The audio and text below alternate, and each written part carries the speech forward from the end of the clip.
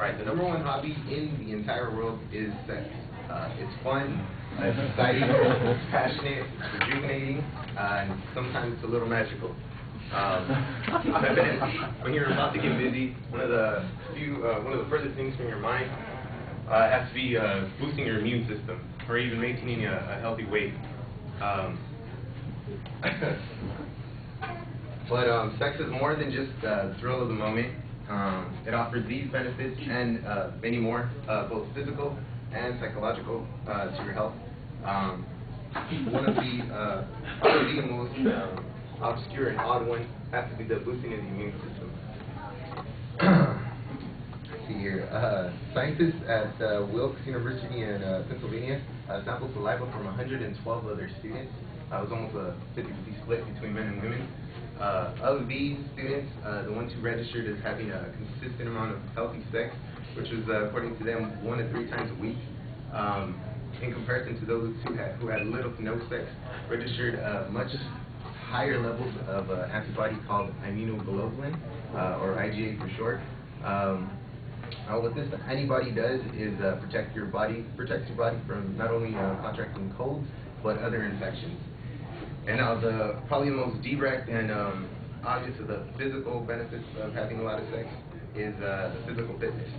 Let's see here. According to Donald Zimmer, a sex health advisor for AskMen.com, on average, the act of sexual intercourses burns 150 calories every half hour. Now, he continues to say that the average American couple only has sexual activity for 25 minutes per session. I figured if you manage to squeeze in 3 to 4 sessions a week, you could be burning up to and over 450 calories a week. Probably the most enjoyable workout many of us can imagine. Having a good, healthy amount of sex can also produce benefits not so easily measured, like less stress. Here in a study done by the Journal of Biological Psychology, they tested 46 people. Again, it was almost a 50-50 split between men and women, on how well they reacted to stressful situations like public speaking, funny enough. What they found was those who registered, and during this whole time they asked the participants to keep track of their sexual activity. During the experiment, what they found ultimately was the ones who registered as having more sex in comparison to the ones who had little to no sex reacted way more efficiently to these stressful environments, and maintained a much lower blood pressure overall. So my conclusion is sex not only lowers your overall blood pressure, but it encourages an overall stress reduction. So in theory, bringing more tranquility and peace to your conscious mind. And so like it even needs to be said, ultimately, sex can make you happy, pretty much. So the most impressive correlation between a strong sexual appetite and your health is the ability for a good sexual life to produce a longer life in general. Not only has been proven that consistent sex has been correlated to the extending a person's life, but also maintaining a younger, healthier appearance. I forget the name of this hormone, but in a paper done by Donald Zimmerman, the same guy from AskMen.com, every time you orgasm, a hormone called DHEA, it's an acronym for a really long name that I have trouble pronouncing, is released inside your body on an extreme level compared to usual. The production or release of this hormone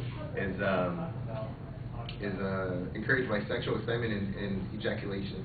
Now, what's so important about DHEA? Well, not only does it also boost your immune system, it maintains your skin a lot healthier.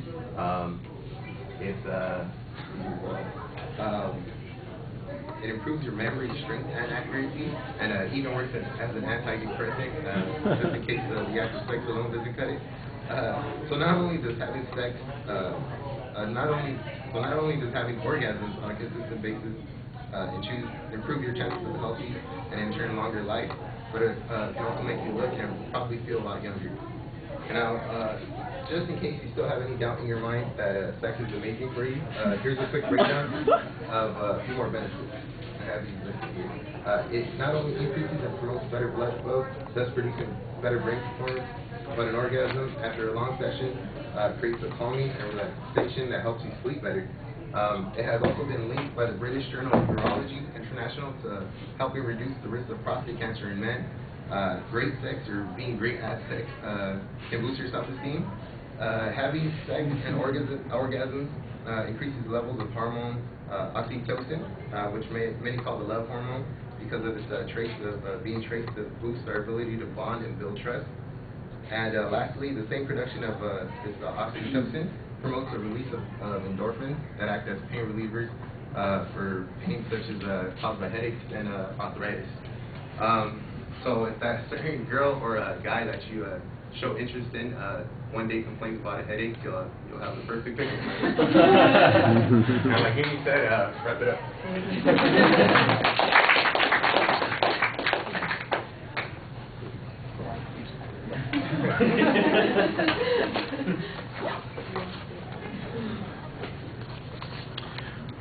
Okay, while I'm doing my comments, Mimi, I'm going to give you some topics. She's going to do a quick impromptu. Have you got the evaluation form? Yeah. You can give that to me. I'll send you out in the hall. Like, what's the benefit of doing it in a car?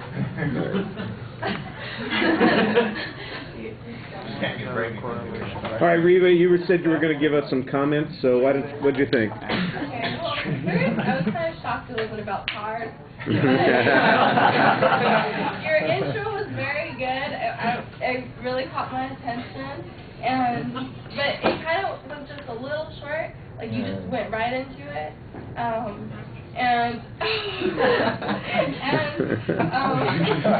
like that you really brought your citations into the speech,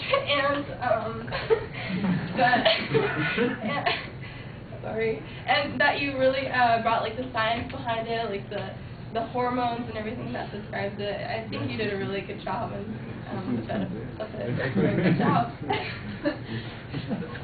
He's like, yeah. You convinced me. If you're gonna go home, you're like, I'm gonna go work out now.